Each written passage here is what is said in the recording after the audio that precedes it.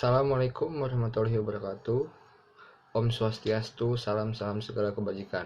Nah, perkenalkan di sini nama saya Rafli. Di sini saya akan membahas sedikit tentang divisi logistik di Dapur Seni Biru.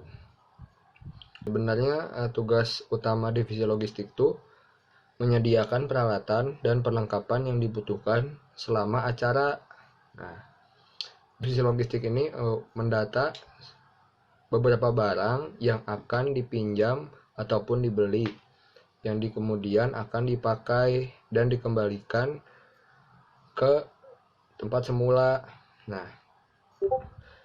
jadi di UKM Dapur Seni Biru tuh kalau setiap ada pagelaran atau pentas seni itu selalu ada kepanitiaan. Nah, kepanitiaan di UKM Dapur Seni Biru itu terbagi menjadi dua. Ada tim tas dan tim pro. Nah, tim pro itu tim produksi dan tim tas itu tim pementas. Nah, tim produksi itu seperti kayak Pimpro, terus bendahara, sekretaris, danus, PDD itu publikasi dokumentasi dekorasi, tiketing, konsumsi, humas, dan acara, dan tentunya logistik. Nah, itu divisi bagian tim pro, tim produksi. Nah, untuk bagian tim tasnya di sini ada dari mulai stage manager, sutradara, astrada, terus aktor, terus banyak ya, lighting, artistik, make up, dan yang lainnya. Nah, di sini saya akan ngebahas di mana sih divisi logistik tuh ditaruh di tim tas atau di tim pro. Nah, jadi divisi logistik itu adanya di tim pro. Nah, kenapa ada di tim pro? Ya karena kalau di tim tas itu mikro suatu pagelarannya. Nah, kalau untuk tim produksi itu makro sebuah pagelarannya gitu. Nah, di sini saya akan membahas tentang kepemimpinan di suatu divisi. Nah, penting nggak sih pemimpin di suatu divisi? Nah, menurut Rafli itu penting banget karena selain di divisi logistik ini, divisi logistik tuh kan nanti tuh ada anggota-anggotanya. Nah, misalnya kita akang nih, saya sebagai koor harus mengorganisir anggota-anggota saya biar anggota saya tuh nyaman gitu. Maksudnya nyaman tuh dia tuh kan ada kan orang kalau misalnya udah ditunjuk terus ditetapkan di divisi logistik, apa sih divisi logistik, kerjanya berat, pasti sibuk karena ngurusin ini itu, terus hari hanya nggak bisa santai, nggak bisa lihat pentas seninya, padahal nggak gitu. Nah, di sini tuh kita tuh sebagai pemimpin divisi tuh kita harus mengorganisir teman-teman kita biar teman kita tuh nyatu gitu, biar terjalin lah akrabnya tuh. Jadi untuk suatu menjadi pemimpin tuh harus bertanggung jawab juga kepada anggota-anggota dan job desk. Nah, lalu apa sih tugasnya divisi logistik? Ya kan tadi kan kalau untuk pra produksi itu jadi kayak ya kita tuh mendata barang yang dibutuhkan di semua divisi. Misalnya divisi artistik butuh apa, misalnya kan kalau artistik tuh kan kayak mendekor, kayak bikin ngecat suatu properti gitu kan. Nah, misalnya artistik butuh apa, butuh cat terus kuas, terus lem misalnya. Nah, kita tuh mendata barang-barang. Nah, nanti tuh bakal berkolaborasi dengan semua divisi. Nah, kemudian ya tugasnya ya kayak gitu. Misalnya kita berkolaborasi sama divisi acara misalnya. Nah, kan acara kan butuh mic ya misalnya. Nah, kita tuh harus mendata barang siapa yang punya mic atau UKM mana yang bersedia meminjamkan mic-nya, lalu kita data terus kita pinjam terus kita berkolaborasi lagi itu dengan divisi sekretaris, karena untuk meminjam suatu barang di UPCB itu harus memerlukan surat. Nah, surat menyurat tuh kita harus berkolaborasi dengan divisi sekretaris. Nah, misalnya kalau ada beli apa-apa, misalnya nih untuk kita divisi logistik tuh berkolaborasi dengan divisi konsumsi. Nah, misalnya konsumsi kalau di hari H tuh misalnya kurang air minum, air mineral 1 dus. Nah, kita berkolaborasi dengan bendahara. Nah, untuk ya istilahnya kita nggak selalu menjadi tukang mondar mandir sana sini. Nah, di dapur seni itu kita tuh saling membantu lah, jangan ada kamu divisi logistik harusnya kamu kerja bantuin masang backdrop, harus naik pakai tangga, nggak gitu juga. Harus ya kita harus ya bekerja sama lah, sama kan kita juga manusia, harus bekerja sama. Nah, dari kita ngobrol sama humas, ini humas mendata ini mana saja yang punya kain backdrop, misalnya kayak di UIN atau di Unpad misalnya. Nah, nanti kita pinjam tuh, nanti kita berkolaborasi lagi untuk surat peminjaman dengan sekretaris. Ya seperti itulah siklusnya gitu ya. Divisi logistik tuh berkolaborasi dengan semua divisi. Oh, dan juga jangan lupa tanggung jawab kita sebagai divisi logistik ya besar banget gitu. Apalagi kalau kita minjem barang yang emang harga belinya tuh mahal banget. Jadi untuk divisi logistik tuh harus apik, harus harus ingat, harus hafal di mana kita minjemin barang. Nah, itu aja sih mungkin tanggung jawab dari divisi logistik. Ya ingetin aja terus teman-temannya, saling ngobrol. Misalnya ini tadi yang minjem barang mic, speaker dikasih ke siapa ya tadi pagi. Nah, nanti itu kita harus ingat-ingat, harus apik. Nah, jadi pas pengembalian tuh enak gitu, udah mendata ada di si ini, nanti kita ambil langsung ke si ini dan langsung dikembalikan ke, misalnya kalau punya Unpad ya dikembalikan ke Unpad langsung gitu. Nah, seperti itu aja untuk divisi logistik. Mungkin kalau ada yang mau masuk ke divisi logistik nanti atau butuh pertanyaan, bisa pengen tahu, bisa hubungin saya aja. Tadi nama saya udah disebut di awal. Nah, mungkin segitu aja ya. Assalamualaikum warahmatullahi wabarakatuh. Assalamualaikum warahmatullahi wabarakatuh. Nama saya Rivalda Madea dari bidang Padus Angkatan 8. Nama saya Rizal Dwi Sultansyah dari bidang musik Angkatan 8. Kita di sini mau sharing tentang humas. Iya, perhumasan. Nah, untuk teman-teman yang nanti berminat untuk jadi humas, nih ada tips and tricksnya dari kita, asik. Ini kita sharing aja ya teman-teman. Jadi untuk perhumasan itu untuk pagelaran dibagi jadi dua. Jadi ada eksternal sama internal.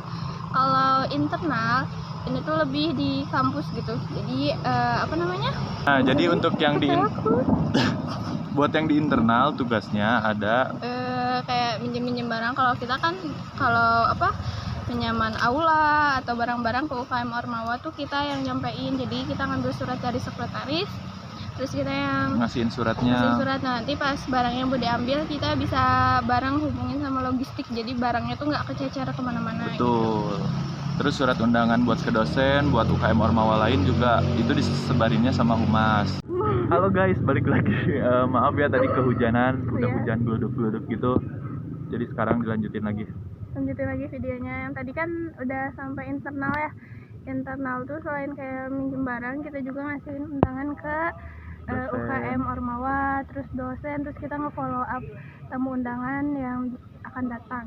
Betul. Nah, lalu yang eksternal ada kita sebar surat undangan ke UKM kampus lain, contohnya kita sebar undangan ke Teater Awal, UIN kayak gitu, terus Kopin, Unpad, itu kita yang sebar undangan dari humas. Terus peminjaman barang pun kalau misalkan kita kurang, ada yang perlu dipinjam dari teater lain, itu sama peminjamannya diminta suratnya ke sekretaris, terus kita yang ngirimnya ke sana. Nanti untuk pengambilan barangnya ngajak logistik juga. Nah, pokoknya ngajak yang bisa ngebantu kita lah gitu. Iya betul. Diutamain yang kalau eksternal itu orang yang suka memotoran atau suka yang punya motor juga, jadi bakal ngider soalnya kalau kayak eksternal. Terus lagi ditambah kita harus masukin proposal buat sponsorship kalau mau ada sponsorship, terus media partner juga kalau mau ada media part. Sponsor buat apa sih gitu? Nah, sponsor itu buat nambah dana kita gitu, biar nggak kekurangan dana banget. Jadi saling bantu. Nah, nanti cari sponsorship yang kira-kiranya menguntungkan. Kalau tahun kemarin kita ke Sosro, tapi ya gitu, apa sih, ya emang bagus lah gitu ke keuangan kitanya, cuma buat penjualannya mungkin agak susah sulit karena persyaratannya juga banyak, kita nggak harus ngambilnya.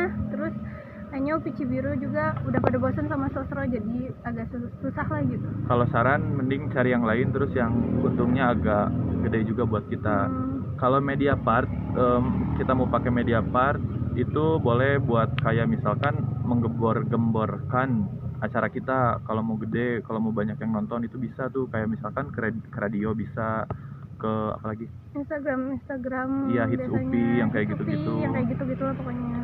Kalau di internal juga ada tuh media part kayak Pers 5 contohnya, terus udah itu doang. Nah, kayak gitu. Oh iya, jangan lupa juga kalau untuk humas yang eksternal harus ada cowok tuh, soalnya berat lah. Nah, buat anggota humas tersendiri kan, kalau dia bilang minimal 3 ya, kalau aku bilang minimal 4. Karena apa? Biar pada cocok gitu, yang 2 di internal, yang 2 di eksternal. Jadi biar fokus gitu, yang di internal, yang di eksternal. Tapi tetap harus jaga komunikasinya, koordinasinya. Oh ya, kalau humas itu nunggu kerjanya, job desk-nya dimulai sejak sekretaris sudah mulai bekerja ya. Jadi besar harapan. Jadi kita bergantung sama sekretaris. Kalau surat-surat proposal udah pada jadi, baru kita bisa bergerak gitu. Terus apa lagi ya? Oh ya, sama ini, kalau misalkan humas di kegiatan di hari H, kita nggak diem aja. Di hari H itu kita nge-follow up tamu undangan yang pertama, yang kedua kita ngondisiin kayak misalkan mengarahkan tamu undangan buat misalkan di aula atau di SD Lab acaranya, nanti kita yang mengarahkan dari humas sendiri. Apalagi ya? Pokoknya kalau humas tuh harus kerjasama sama divisi lainnya tuh, nggak cuma humas sih. Sebenarnya semua divisi harus kayak hubungan sama divisi lainnya tuh harus baik lah gitu, biar gak ada miskomunikasi, biar nanti pas hari H tuh gak riuh gitu. Tadi kan bilangnya ini tuh, jadi gak boleh kayak, jadi harus komunikasinya baik lah gitu. Miskomunikasi intinya itu. Terus saran juga untuk teman-teman yang tertarik jadi humas atau divisi lainnya, tetap satu sih kuncinya, jaga komunikasi dan koordinasinya, sebab itu yang jadi kunci utama suksesnya kegiatan gitu. Nggak cuma di kegiatan ini doang, mungkin di kepanitiaan nanti selanjutnya pun sama seperti itu gitu. Terus tanggung jawab sih, kayak pastilah kita juga tahu kita tuh pasti males kayak ngerjain apa sih gitu, maksudnya ngider pasti capek, kita juga. Cuma balik lagi ke diri kita sendiri, ya kita udah komitmen gitu dari awal bahwa kita udah milih itu, ya kita harus tanggung jawab apa yang udah kita pilih. Betul, setuju. Kalau ada yang kurang atau ingin ditanyakan bisa ke kita berdua, ingat-ingat mukanya, arah aja ya. Nih, atau hubungi kontak person di bawah ini. Kalau ditulis. Ya, gitu aja ya, dadah. Assalamualaikum. Assalamualaikum warahmatullahi wabarakatuh. Hai everyone, hai para cadas. Apa kabarnya nih? Mudah-mudahan senantiasa sehat dan senantiasa dalam lindungan Tuhan Yang Maha Esa. Nah, sebelumnya perkenalkan, nama saya Wanda Syafira dari bidang teater angkatan 8. Di video ini saya terformal kayaknya ya. Aku akan ngebahas tentang pengalaman aku di divisi konsumsi ya. Tapi sebelumnya aku mau nanya dulu deh. Pertama yang di benak kalian muncul setelah mendengar kata divisi konsumsi itu apa sih? Tukang masak. tukang nyiapin makanan yang mengkoordinasi konsumsi. Ya, that's right guys. Jadi emang tugas divisi konsumsi itu, jadi apa aja sih sebenarnya tugas dari divisi konsumsi itu? Nah, memang tugas utamanya itu adalah mengkoordinasi semua konsumsi dari seluruh panitia gitu. Nah, tugas-tugas yang lainnya adalah, aku udah nulis nih, ada beberapa yang aku udah tulis tugas dari divisi konsumsi itu. Nah, di sini tugas divisi konsumsi sebelum event dimulai. Yang pertama itu menyiapkan dan mengatur menu makanan termasuk penjadwalannya. Jadi sebelum acara dimulai, event dimulai, divisi konsumsi itu harus merundingkan dulu menu makanan apa yang akan diberikan nanti pada saat event dimulai. Misalkan kalau tidak dirundingkan, misalkan ada beberapa anggota yang tidak menyukai suatu menu makanan. Itu kalau tidak dirundingkan kan akan menjadi hambatan gitu kan. Nah, setelah mengatur menu makanan, divisi konsumsi juga mengatur penjadwalannya gitu. Kapan akan diberikan konsumsi itu kepada panitia lainnya. Tugas yang kedua yaitu mengurus biaya konsumsi. Nah, biaya tentu ya sangat penting dalam penyediaan makanan. Nah, biasanya di event-event sebelumnya, biaya konsumsi itu dikoordinasi oleh divisi konsumsi, dan untuk biaya konsumsi ini per masing-masing orang bayar uang konsumsi ke divisi konsumsi tentunya. Tugas yang selanjutnya itu, setelah kita menentukan menu makanannya apa, harganya berapa, selanjutnya tugas divisi konsumsi itu mencari channel atau tempat di mana kita akan mendapatkan semua konsumsi yang udah ditentukan gitu. Jadi tugas selanjutnya yaitu mencari channel untuk penyediaan makanannya. Nah, di sini kita harus pintar-pintar nyari nih.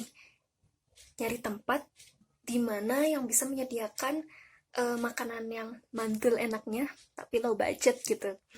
Nah, berarti di sini kita harus pintar-pintar cari channel yang bisa menyediakan makanan yang kita inginkan. Berkoordinasi dengan bendahara terkait list kebutuhan dan anggaran. Jadi selama proses menunggu event dimulai, tentunya setiap divisi itu pasti memiliki kebutuhan yang memiliki anggaran.